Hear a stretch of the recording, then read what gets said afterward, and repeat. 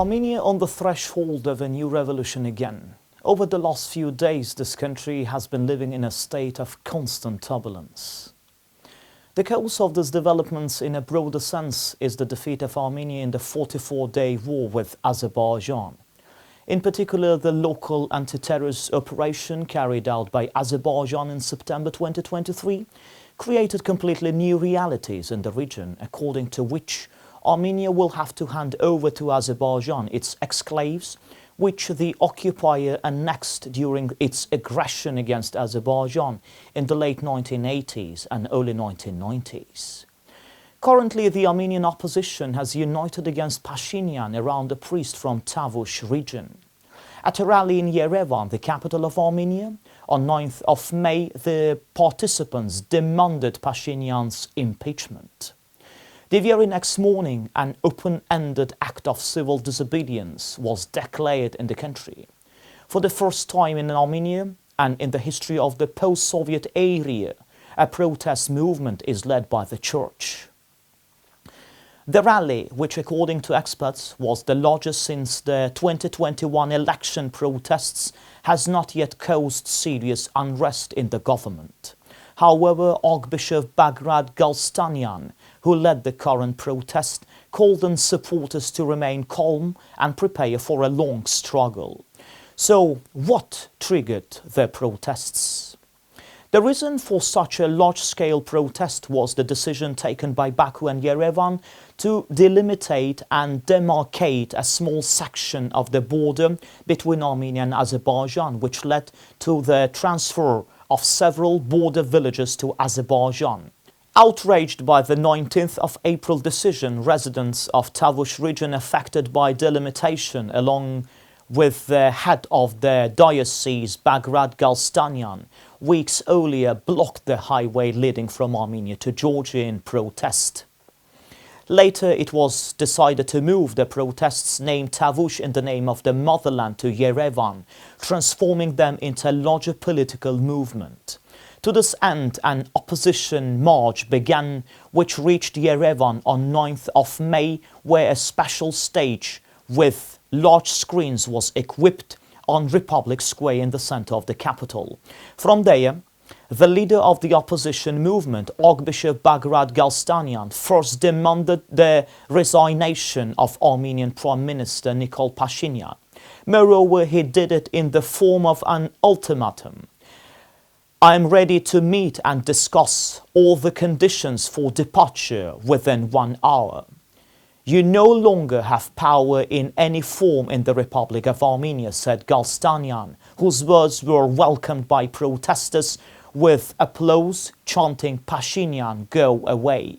The authorities did not comply with this demand, and then Galstanyan, after meeting with opposition political forces, announced the beginning of actions of civil disobedience, which were supposed to start throughout the country from 10 a.m. on Friday, 10th of May. The street protests, as planned by the protest leader, should force Armenian Prime Minister Pashinyan, who came to power under pressure from large-scale rallies in 2018, to resign. In parallel, the opposition intends to launch the process of impeaching Prime Minister Pashinyan in Parliament. Bagrat Galstanyan, having discussed the action plan with representatives of the opposition, announced their readiness to initiate such a process in their legislative body, which, however, would be doomed to failure without the support of the ruling Civil Contract Party. The votes of the two opposition factions in Parliament constitute less than 1/3 of the total number of deputies, which according to the Constitution is necessary to submit a draft resolution expressing a vote of no confidence in the Prime Minister to Parliament. Even if the opposition manages to overcome this threshold, they face an even more difficult task, since the decision to adopt this resolution is made by a majority vote of all deputies in a roll call vote. The ruling Civil Contract Party made it clear that not only will they not support the opposition's initiative, but they are not even going to enter into dialogue with it. Member of the Armenian parliament, Van Alexanyan, speaking on public television, stated that there is no need for dialogue with Archbishop Bagrat Galstanyan. Representatives of the ruling party are convinced that the protest leader is acting under the influence of the former second president of Armenia, Robert Kocharyan, one of the main opponents of Prime Minister Nikol Pashinyan.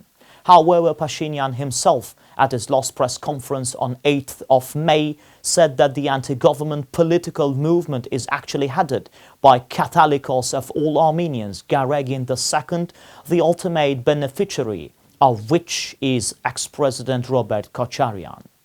Many experts are also inclined to believe that Russia is behind the current mass protests in Armenia. It's well known that Pashinyan for Russia is a Western-style politician who before and after the events of 2018 introduced Western and pro-Western ideas into Armenian society. Some circles in Russia believe that Pashinyan and his circle did everything possible to tear Armenia away from Russia, to take it out of the orbit of Russian influence. In general, Pashinyan became for Armenia what Mikhail Saakashvili was for Georgia. Apparently, Pashinyan faces the same end as Saakashvili. After 2020, many protests broke out against Pashinyan. But each time, the Armenian Prime Minister turned out to be unsinkable. It seems that they saw some kind of satanic power in him. The fact that the current mass movement against Satan is led by the church is symbolic and cannot be explained in any other way.